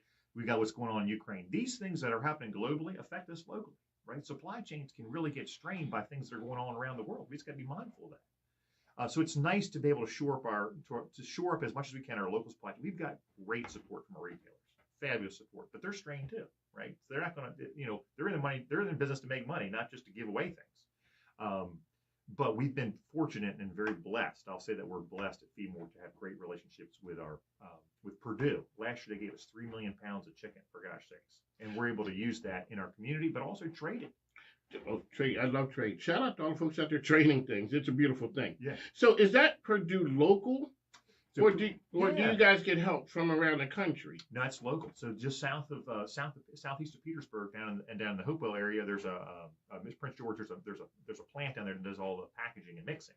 So they bring a truckload a week to us, and that just adds up. And we're able to use that and put it back in our mobile distributions. Anytime someone's been to one of our pantries, they're going to see Purdue Chicken. Great partner, huge. There's a family presence here. I can't say enough great things about them. But also, whether it's, I'm not going to name all the retailers, but I don't want to mislead anybody else. We don't want anybody's feelings to get hurt. But wherever you shop, I'm just pointing at the camera here. Wherever you shop, I almost guarantee you that they have a relationship with Feedmore or a food assistance organization. So anytime you hear the roundup at the register, that stuff comes back to our community, whether it's Kroger, Food Line, all those places, Wegmans. It is September's Hunger Action Month, so you'll probably see a lot of that where people are shopping if they're asked to round up and help the local food bank. That's I didn't know that. Yeah. I didn't know that was the month. Yes, it's September's Hunger Action Month, so you'll see a lot more stuff out in the community around that. So just be aware. Really quickly, as we get you out of here, when people think of food insecurities, they may think of Richmond City or the rural areas. We always hear about food deserts, but a lot of times we don't think of places like Chesterfield or Henrico. Yeah. And you said sometimes they have those issues and problems too. Right, absolutely. Well, Chesterfield, I think there's 20 some odd agencies that are doing public food, folks. Chesterfield Food Bank's one of the largest. Okay, so really quickly, so you didn't know how this interview was going to go, but you've seen the other ones. It's crazy for me. So I used to broadcast in Chester, and during the pandemic, I would ride, and the line would be, it seemed a mile or two long. People waiting in line. And I used to hear people say, oh, look at the cars that those people are in. I'm like, we're going through something that we've never gone through before in our lifetime. These people are getting help. Yeah. And you always ask, like the food bank, how do you guys do it? Because it's a machine. Yeah. But there always is more. There's always more people to help. Well, think about our listeners. How many people have bought a new car in the last couple of years? You might have a nice car, but guess what? If you and your spouse or somebody lost their job, guess what? Your income You still got the car. You got the car payment, or you might have, had outpatient surgery that kind of went sideways, and now you can't go back to work. People don't know, right? And I think one of the things we learn about business is, withhold judgment. Be curious, not judgmental. Remember Ted Lasso? One of my favorite quotes: "Be curious, not judgmental," because we don't know what's going on in that person's life. And when we talk about the suburbs, right? We all have some stereotypes. We all do around certain areas, whether it's rural or urban or whatever. We just don't know. And I would suggest to your listeners and those that are supporting nonprofits, have some grace for those that are in our community, and really try and be mindful that trying to help them out, not being judgmental. What is the coolest part about working in a nonprofit? I'll say nonprofits in general, but Feedmore is the only place I've actually run into work. I've been in business, I've been in education, I've worked with startups, but every day you get to see the impact. You get to see the fruits, no pun intended, of your labor. And that is it's a feel good. And I know for folks that are, wherever you are in your business journey, at some point, I just finished reading a book last year called The Second Mountain by David Brooks. And if you've not read it, take a look at it. But it talks about the second half of your career is really about helping others, right? Because once you get to that first mountain, you're like, was that it? You're looking around, you're like, well, there's another mountain over there. And the second part of your life is really, if you can devote that to helping others, it's so much more fulfilling. You feel really good about doing it. Well, Mike, I told you we bring the rock stars in here, talking, dropping nuggets of knowledge. We'd like to thank you. How can people find out information about Feedmore? www.feedmore.org, all the socials. Just type in Feedmore, Richmond, Virginia. You'll find all the information you need. A person who needs help right there, who's food insecure, what's the first step that you would recommend to them to get Go to that help? website and get contact with the local agency, and then call our hunger hotline. English, Spanish, and always have translation services. I know we're speaking to you in English today, but if you got somebody in your neighborhood that needs help, we can help you. When Mike, we talked to the best and brightest. We got to go now. Take care. Thanks.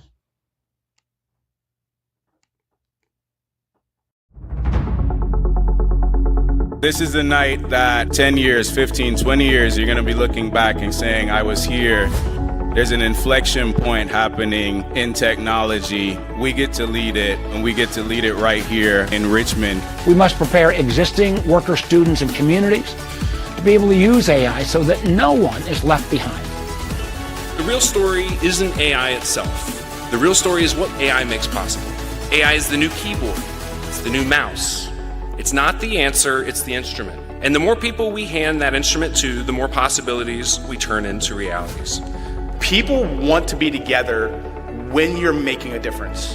How can we make Richmond, make the region, and in part, all of Virginia, the most AI ready? A lot of people ask me, do we just want to be the Silicon Valley of the East Coast? The quote everybody keeps on having me re-ask is no. My mission is for Silicon Valley to be the Richmond of the West Coast.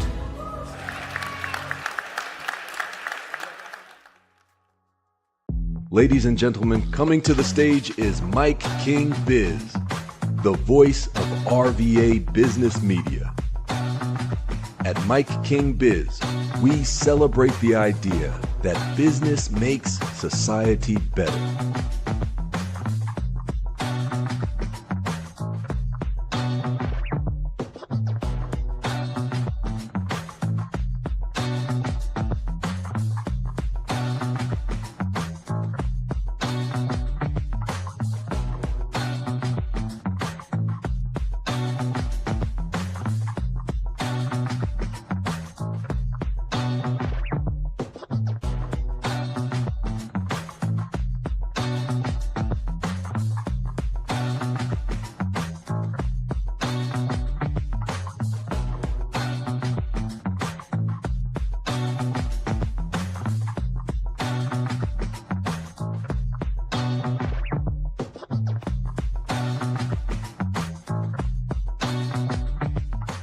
Ladies and gentlemen, welcome back to On Mike with Mike, the premier business radio program. I'm your host, Mike King. I appreciate you being here with me, coming to you from the MIKEKINGBIZ studio, which is the epicenter of social enterprise business. That's what we do here. We talk to the game changers. You can follow me on social platforms, On the Mic with Mike RVA, as well as Mike King Biz. Hey, okay, so I talked to the people out there moving and shaking. There's a guy in town. He already talked to my man Will Melton. Will Melton is the RVA thought leader. He is around town. Will Keck is here. Welcome back to the program, sir. How you doing, man? Alrighty, so that's the government name. You go by everybody calls me Ella. Ella. Okay, yeah, so yeah. Alrighty, so it's a business show. Start off and tell people who you are and what you do. My name is Will, or you can call me Ella. I'm owner of the music shop and Center. Centers are brick and mortar in Richmond, Virginia, right in the art district. And I'm a creative director, and I do creative things. I do a whole bunch of different creative things. Yeah. Let me ask you, going back in the day, yeah, were you always a creative? Yeah, I've always been creative. Like, I mean, since I was a kid, and you were that kid. Yeah, I was that kid. But I would say earlier in my life, my focus was definitely sports. Like, I was super into sports. So like, it wasn't until I got 18 that I was like, I switched gears from wanting to be an athlete to wanting to be a creative. So I'm noticing the hat right there. Yeah. All right, let's talk about the hat. Yeah. That is a championship for the Lakers. That's the Lakers versus go ahead. 76ers. Go ahead and say it. Yeah. 76ers. I told you already. I got the AI shirt. I told you I am from Philly. Yes. That was a heartbreaker. Yeah. It started off, it couldn't get no better. There may be one sports night in Philly better than that. That's when we dogged out the Washington Redskins on Monday night. Okay. But that night with the answer, hands down, maybe the most popular athlete in Philadelphia sports. Yeah. I'm from there. Yeah. I know. So he's a hometown hero because he's from Virginia, which is, why we always champion him. And what was hard for me is that my favorite basketball player of all time is Kobe. So it was very like bittersweet. Yeah. And I was like, however this goes, I'm with it. Because either way, I kind of win in the situation because I'm a fan of both. But, I think it was just one of those things that, when you're a giant or you're one of these, elite people, you kind of get punched and you bleed a little bit. You feel it, you know what I'm saying? So I think they made him bleed a little bit, and then Shaq and Kobe did what Shaq and Kobe do. That's true. Yeah, because Shaq and Kobe had the firepower. Yeah. And the answer. Yeah, he was rolling. Just him. He was rolling solo. Yeah. I mean, he didn't have a lot. Mutombo was he was on the decline. Yeah. He was on the Aaron Snow, McKee, No, so really let's talk about the reason that people in Philly like Allen Iverson is because of the hustle and the grind and we're that town. And the contribution to the culture, I think. Oh, he changed the NBA. Yeah. He made it about the people who were actually building it instead of the people who were facilitating it. So like the NBA, like the owners and the organization, they facilitate the opportunity, but it's nothing without the players who are actually playing the game and contributing to the culture. I don't think that from a business standpoint, this is a business show. I don't think people realize that because they always said millionaires can't beat billionaires. And that was the idea until we saw what happened with COVID. And the players said, we ain't playing. Yeah.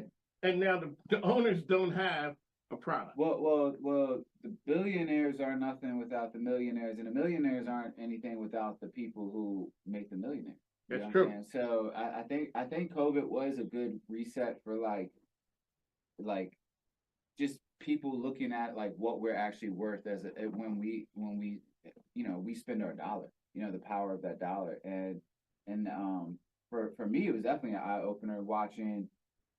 Even in the music industry, where I'm heavily focused, like the independent artists were winning more so than the major artists because we were already used to these conditions as far as like having to be creative and not really rely on money and resources. Like we've always had to be the creative ones and come up with these just outside the box ideas to stay relevant, to push our brands. So I think it really shifted the dynamic of the music industry in particular during those times. So one of the things is you're creative, but you're on point on the business side of it. When did you know you were good with business? Sometimes I still think about that. I think that I just wanted to learn. You know what I'm saying? I think that was my biggest thing is that we all it's very different just being creative and then trying to make a career out of it. Right. So when I realized that I want this to be my career, and I actually started wanting to learn the business, that's when it became like, when I felt like was the beginning of my journey, because it, like I said, it's just a difference between just being a creative and being in the business or having a career doing this. Like Jay said, I'm not a businessman. I'm a business man. There you go. He's talking about okay. So here I walk into the place that I go into, your business. Yeah. I'd known the previous folks. Yeah. I walk in, hey, my name's Mike King.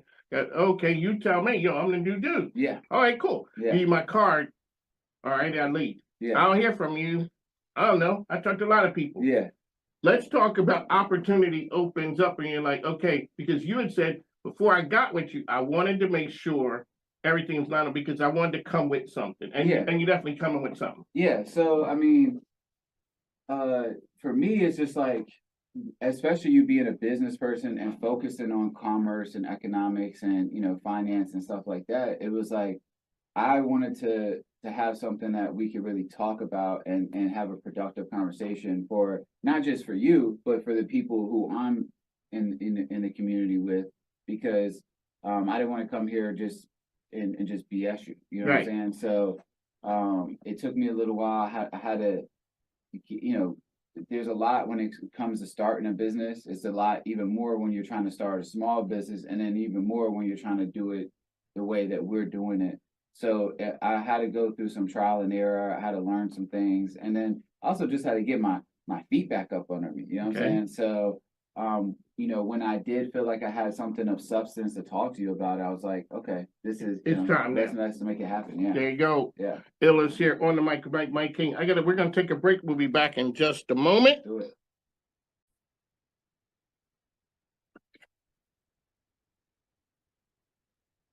Mike King says.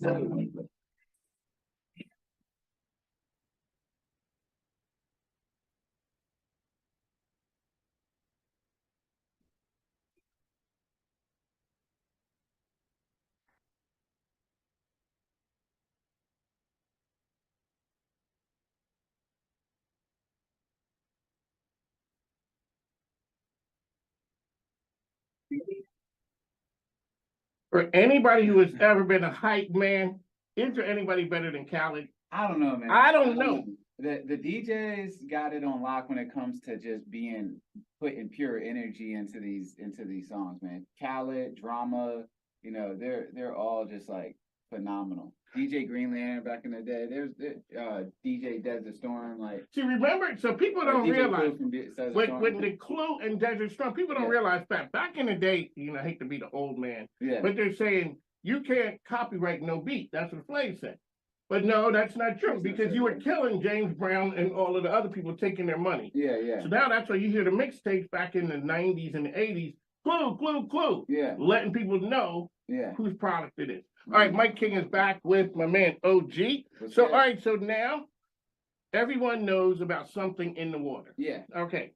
You came up with a take on that to highlight Richmond, Virginia Beach, Virginia, period. You're repping VA. Yeah. Okay. So tell people the idea that you came up with, and now we're going to talk about the logistics of making it happen. So for me, like after the first Something in the Water, I just kind of studied the atmosphere in the market, and what I saw with one of the pain points in the market was that, and it's still going on, is that there's not enough Virginia representation at Something in the Water. Okay. That's what people are saying, you know what I'm saying?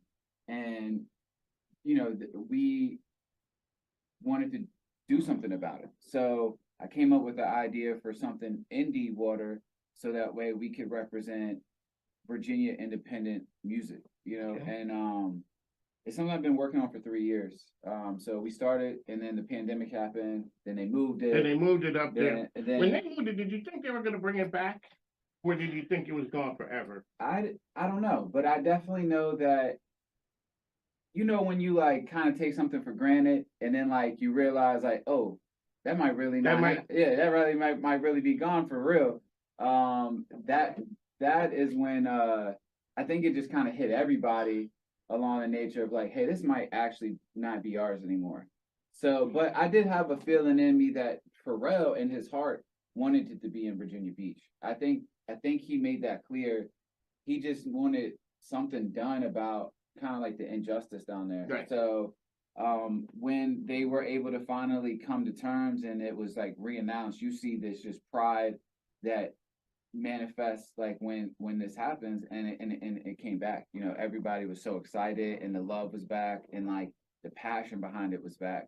So, you know, I don't want to say I knew, but it was a feeling that like Pharrell's heart is here. He was going to come home yeah, again. and he was going to do it, whether it was this year or in 5 years or whatever. I think that it was something that he wants to be here. So, did you think the town of Virginia Beach realized the financial part that they had missed out on? I think they knew that immediately. I mean, it was evident from the first one how much of an economic impact it had pretty much across the region. You know what I'm saying? So I think that they knew that, and I think that's why he was able to leverage his position and saying, hey, if you don't do this, you know, if you don't, we got somebody else who's doing it. Yeah, this isn't something that's going away. It just might not be with Here. you. Yeah.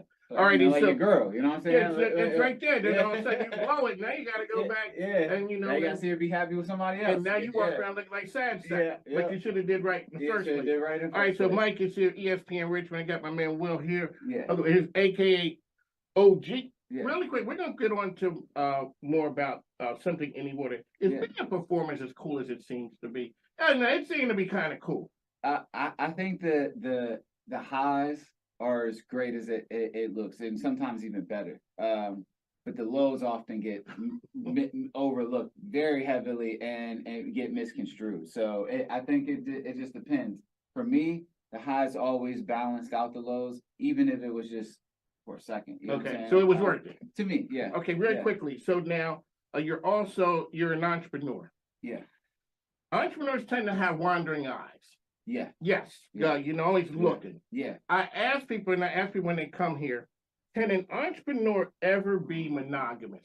Can you find that thing and stop looking? I think I actually had a conversation with one of my young guys yesterday about this. It was something like, so now I'm kind of like, I've like sewn these, or, you know, weave these webs where I'm kind of like involved in a bunch of things. But I wish as a youngin, somebody would have said, hey, focus on one thing and make it great and build it. Cause it takes longer when you're all over the place. So I think that it's possible. I think just the way that a lot of people work, they want to make money. So sometimes you get opportunities to make money over here, and you get distracted from what like the main purpose is. But that's one of the things that we help artists and small brands focus on, is like, when you're doing branding, you have to understand your goal and stick to that. You know what I'm saying? And so I want to say yes, I think they can. I think that it is tough though. I think a wandering eye is a wandering eye. Yeah, it is. And then, you know, you're all, especially as a creative, you're always curious of like, what else can I do? Well, yeah. Well, having a creative son is hard when you're not creative. Yes, it is. Yeah. Because I had some folks in here before, they were talking about change, and like, change is messy. Yeah. It's not pretty. You know, you came with an idea, but you know, we want you to, come on, man. Yeah. Give it to me. We're like, no, well, this part isn't done. That part isn't done. Okay. So you came up with something in the water. Yeah. All right. You bring in a bunch of people, a bunch of artists, showcasing them. Over 50 artists from Virginia over 3 days. From the business standpoint, where is it located, the event that you're doing? So we're right outside the entrance of Something in the Water. So Something in the Water entrance is right here. We're right across the street. And the name of the theater is? FFX Theater, or it's a Family Fun Experience is the actual form. Alrighty, sir. So location is key. Yeah. How does that thing Atlantic. happen? How does that happen? A little bit of luck. Okay. And using the resources that we have. We found it on PeerSpace. What's PeerSpace? PeerSpace is an app where you can, it's kind of like Airbnb, but for like events. Oh. So you can go look up, and we're on Center's on there if you want to check it out, CNTR. We looked at places in the area. We found that one. We knew where the entrance was going to be, and we strategically booked the space. How far back was that you that you booked that? Because that's something right there. December. No, okay. Yeah. So December, nobody had thought of something like that. I can't say what other people have thought of, but it was free. What do you mean? The event space was free. It was Nobody had available. booked Yeah, they have not booked that space. No. And you looked at that and said, "This is a gold mine." Other people would walk by it and didn't notice it. I guess not. I don't. Again, I don't know what other people's train of thought is, and this is the thing too, and I want to make this clear. Like, it wasn't something that we did on the whim. I came to the teammates that I recruited. I came to the venue with a plan. I had a pitch deck, and I laid out the plan for them. So when you do something like that, it makes them much more comfortable and trust you more because they don't have to put in as much work, and it's not as much effort to think about what it could be when I can lay it out for you right here, and you can visualize it from the presentation that I have.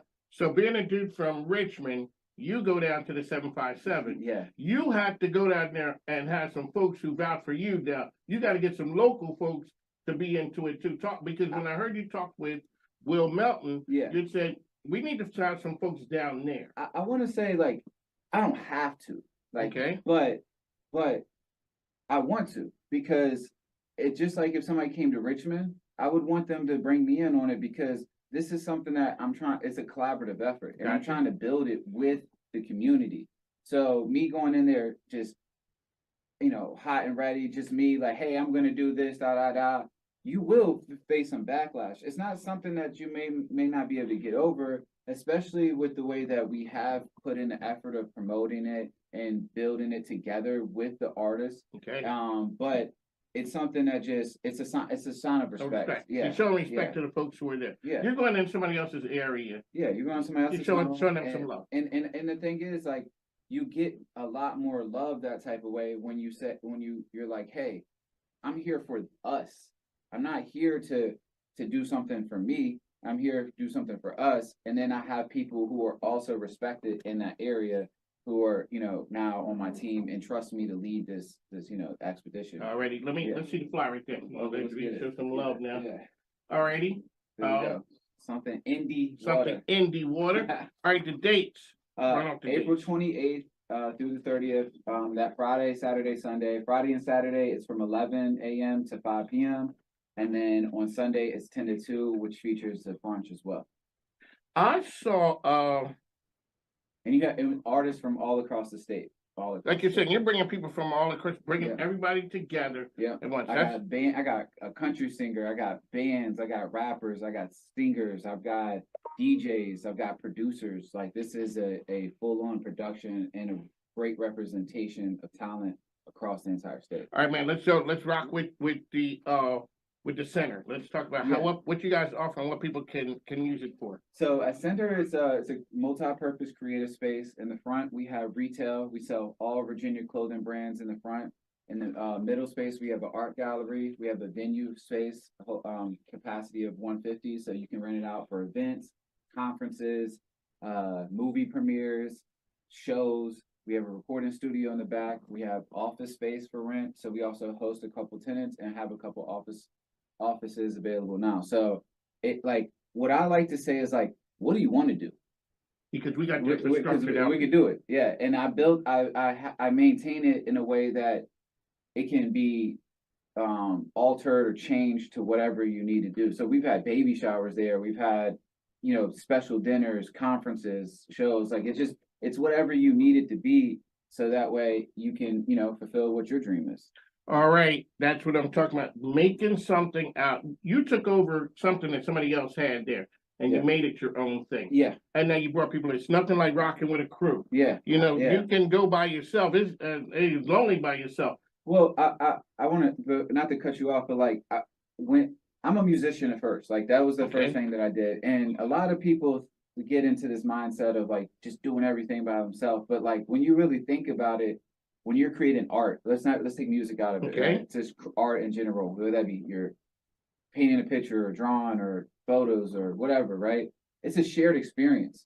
You have to have, when you're making music, you're recording with somebody's mixing, mastering it, somebody's distributing it, you got PR, and then you got the people absorbing it, like listening to it and stuff like that. It's the same thing with art. You have a subject, like you're doing photos, you have a subject, and then you have to edit that, and then you have to put it out there, and then people have to judge it. These are shared experiences, and that's the beauty of it. Is that you could be somewhere in the deepest crevice of the world, but you see something and it speaks to you, and I could be all the way over here, right? And that's the beauty of it to me, is that we're in this thing together, you know what I'm saying, where we're like experiencing it together. And it could be good and bad. Like you could not like the music and not like the photo, but you're still sharing that experience with me one way or the other. And I think that's just something that gets lost, and something that I like to preach to people is like, we're sharing all of this together.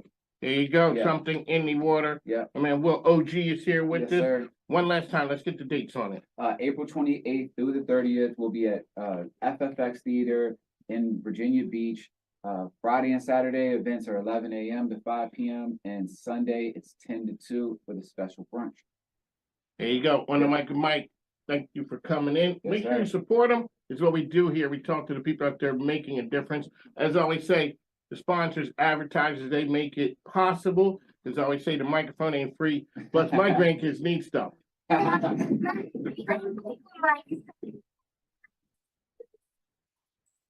name is Isabella, and you're listening to... At Jani-King, we get it.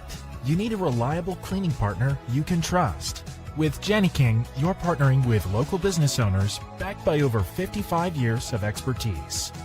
Call or visit Jani-King.com today. Bryant and Stratton College has been making an impact for over 170 years. I'm so excited that our new location puts us closer to employers, makes us more accessible, and allows us to design a campus that is student-centered and meets the needs of our employer partners. So the question is around location and how this happened. It was a result of a great deal of planning and forethought. It was a result of trying to decide what was the right location for some sort of facility like this. And so when Brian Stratton expressed interest, I was in full support. This location means a lot. It's near Chippenham Hospital, it's near Powhite Expressway, and it is also near Chippenham. So this location is about as perfect as you can get for a college like Brian Stratton. Accessibility is so important to us. We want to ensure that our students, our staff, our faculty, and our employers can get to us. I'm so excited. This is the first time that we've ever been on a bus route. So our students won't have to address that hurdle on top of all of the other things that they're balancing. It means something to the people of Chesterfield County, especially with the branding of Chesterfield here. You know, I like to always say Virginia State University is the university of Chesterfield. Brian Stratton is the College of Chesterfield, and it's just a perfect pairing. They're closer being here to where the most students in the region go to, that we try and train and prepare for careers, but Brian and Stratton can definitely take them to the next step. Moving our campus was a tough decision. We've been on Hall Street for over 30 years. But relocating to Gateway off of Midlothian Turnpike really cements our future. We are investing in our Chesterfield-Richmond community as well as our students. It is so important to have Brian Stratton in our community. You have an opportunity as a student to be able to learn and to grow and to become. I mean, when it comes right down to it, have you lived a life to its fullest blossoming? And what Brian Stratton is able to do is create that opportunity so you live your life to fullest blossoming and greatest good. Good afternoon. This is Lizzy Morrow with Third Marble Marketing. I'm here with Mike King today. Mike, how are you doing? I'm talking? Yes. Mike King here with my good friend Lizzy Morrow. I'm doing great, thank you. Good. I just wanted to come by the studio today and let everybody know that next Tuesday, June 2nd, we will be having our Alignable event over at O'Toole's. On Forest Hill Avenue. That's right, because that is the place to be. Yeah, and everybody's we're starting talking. at 4 p.m. Okay. And we'll be there until 6:30 p.m. So come enjoy some refreshments, meet some business owners. It's a B2B networking event, and you come, you check in, let me know who you're looking to meet. I'll be happy to make introductions. We're always willing to do that sort of thing, and put your card up on the board at the end of the night. You take a picture of the board, and you have everybody's contact information. That is the cool part about that. I've never seen that before. It beats running around collecting cards. Oh, this card, I got one card in my top pocket, one card in my pants pocket, one card in my wallet, because I went, this is a better way of doing it. Yeah. Have you guys been doing that since the beginning? We have. Thank goodness for two-sided tape. That is true, ladies and gentlemen. Because you guys also do that at your training sessions, don't you? Yeah. So we do that at our in-person workshops at the office. We'll put that board out for everybody because we want people to connect. The whole point is being able to meet other folks who are in the same boat that you are, so you can help one another. So it's always a good way to look at it, see what you can do to help somebody else. Lizzy Marble, Third Marble Marketing, she is here with us, and this is about the Alignable event, and that is June 2nd. Tuesday, June 2nd. 4 o'clock, O'Toole's. 4 p.m. to 6:30 p.m. at O'Toole's. How we know who you guys are? You're the ones with the big smiles on your faces over on the side and the back. Yeah, and you'll see the alignable signs. And so when you come to the restaurant, you go through to the other side of the bar, and we're on that side. So in the back. Yeah, it's kind of like the dual fireplaces, but it's bars. Yes, and it is the cool place to be. You get a great turnout, a lot of people who are there doing amazing things. You get to meet other business owners. Yeah. John O'Toole takes great care of us. O'Toole's is a wonderful establishment. That particular location has been around for over 60 years now. We love having our events there, so we appreciate their hospitality. So you're here with the alignable part, but you are the Google gal. That's how you are known. Yep. Give us something really quickly tell us about what you do on that side of the house. So Third Marble Marketing, what we do is we are a Google Premier Partner, which means we're in the top 3% for what we do. And that would be Google Ads and search engine optimization management services. And we also build websites because of the necessity of all the Google expectations. So that's kind of evolved as a result of all the updates and changes with Google. There you go. This is Lizzy Marble. Lizzy Marble. You're not Lizzy Marble. We're just cutting it short. It's Third Morrow.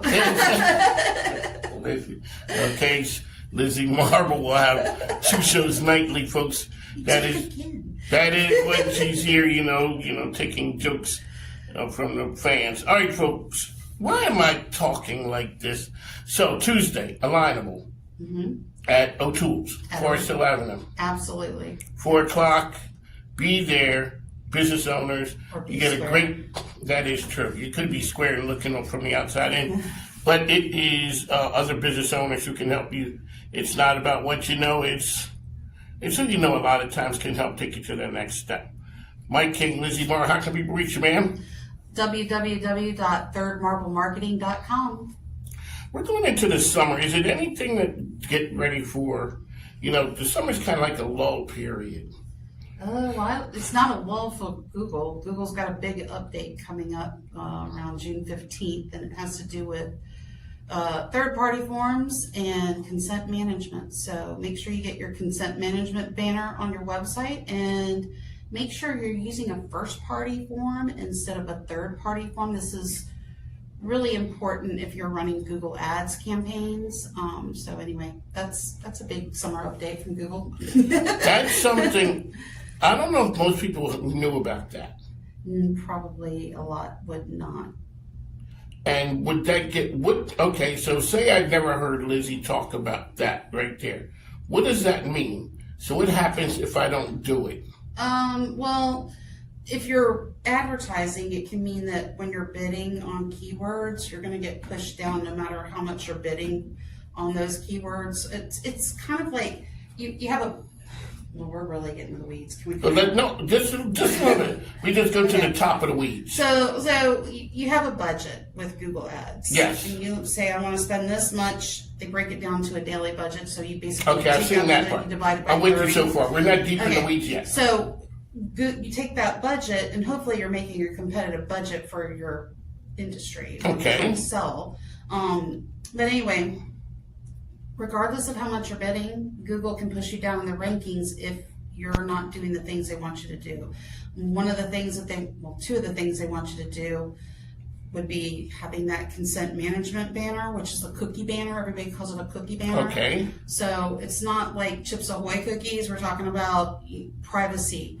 So you have to have a consent banner on your website to say it's okay to track my cookies or it I've is seen not. that part. Yeah, you have to give the person a choice. They have to be able to click the box, whichever one they want, and move on. So it's a consent management issue that you need to address. If you don't already have that banner on your website, you need to get your website designer to put one on your website. Very important. Okay, so now we're going to get a little bit more down in the weeds. I see that where it says, yes, I consent or I agree. Uh-huh. And I see the one that says, no, I don't agree. Mm-hmm. I kind of press the one that says, I agree.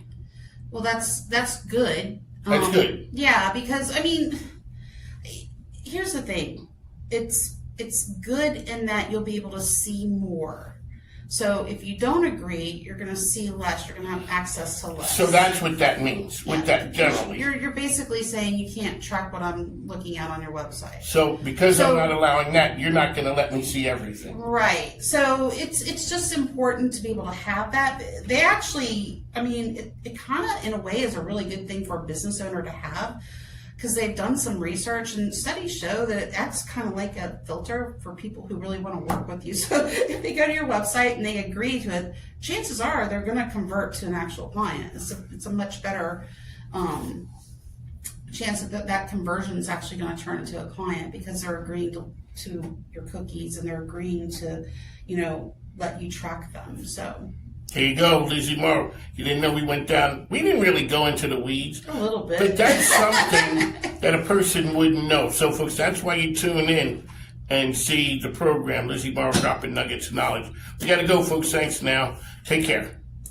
All right, so what's the next thing for you? Well, what's next is we are pulling together a group of Black business women who are interested in international opportunities for investment, for business, for procurement. We are bringing them to Ghana in 2024 to explore these opportunities together. Where that's a group here in Richmond or around the country? It's going to be women from around the country. We're just opening up the books to accept reservations. So any Black woman who is interested in exploring these opportunities with a guide, someone who has worked on the continent for well over 10 years, this is a moment for you to get involved, to create a network of women across the country and build a network of women overseas. Man, now, do people really see how big? It's one thing to go somewhere. Like, you could go and figure this thing out on your own. Mm-hmm. I could go there. But, man, to know somebody who's been there, who understands how to negotiate and navigate that, that's big. Absolutely, absolutely. We have a great network of business professionals in finance, in agriculture, in the tourism industry, you name it. We have those connections, and we are facilitating intentional partnerships so that women can understand that there are opportunities there that may not be within reach here due to location, due to cost, due to access. You now have it here in this continent. Okay. So, are there certain kind of businesses that this leads and lends to more than others? Definitely. I think this definitely speaks to our consultants, people who are looking to advise other businesses on the opportunities that exist. This is also really great for those who are interested in investing in land in the hospitality and tourism industry. This is also really good for nonprofit professionals who are looking to, instill in their businesses that cultural authenticity about who we are and where we come from and how that is important and relevant to the way we show up in America today. How can we find you once again? strategicdisruption.com. When you talk to, and in the past you talked to men and women, mm-hmm. What's the difference between men leaders and women? Okay, there you go. Shout out to my wife out there. This is, baby, this is helping me here. What's the difference that you see? I think the difference I see is that women are capable of wearing so many different hats. Yes. There's no excuse. We will get things done. And not only will it be done, it will be done with a level of excellence that cannot be matched. Yeah. And so with that, we also see that they are very insecure. A lot of times they feel like maybe this isn't enough, maybe this isn't valued, because historically our nation has not valued some of that invisible labor. But they're capable of doing it. And so if we can disrupt that sense of fear and insecurity and just let them know that this is possible and it's within reach, it's unmatched what they can do. There's a lady, so I was at an event, and the lady said, my husband is a fine gentleman. He is. But he don't wear very many hats. He got the one hat. He might be wearing a second one, possibly not all the time. She said, women, multiple hats. And they're doing it every day. Every day. And so besides all the things you're doing as far as business, you're talking to family things as well. So that's what you see. We talked about the disruption piece. What is something that a business needs to be doing from your lens where you are right now today? They need to be doing that. If they aren't doing it already, they need to get cracking doing it. Yeah, I would say operationalizing equity within their organization. So it's really easy. We see a lot of work being done around DEI, and that is fantastic. We need to work on those interpersonal dynamics, how we are acknowledging history, how we are learning to appreciate each other's culture, and how that shows up in the workplace. But we also have to have systems and policies in place to make sure that it's not at the discretion of one individual who maybe gets it, but when anyone comes into this business, they know the rules and policies they need to follow to ensure that we are treating everyone with what they need to succeed in the workplace. On the mic with Mike King. Great part about this job is I do get to talk to the best and the brightest. Mike King isn't a businessman. He's a businessman with his own talk show. On the Mic with Mike is the best business radio program in the game. Alrighty, this is part of the MIKEKINGBIZ Media Network, ESPN Richmond 106.1, International Business Growth Radio. That's where she's talking about Saturdays, 10 a.m. Eastern, as well as CW Richmond TV. We talk to the best and the brightest. Man, you are what we're talking about right here. I ain't many that are built like me. I'm the last of my kind. Grew up on the back road, baby. I know how to survive. Being out with the young guns blazing, so you better not try. You'll never find another like me. I'm the last of my kind. Yeah, yeah, yeah.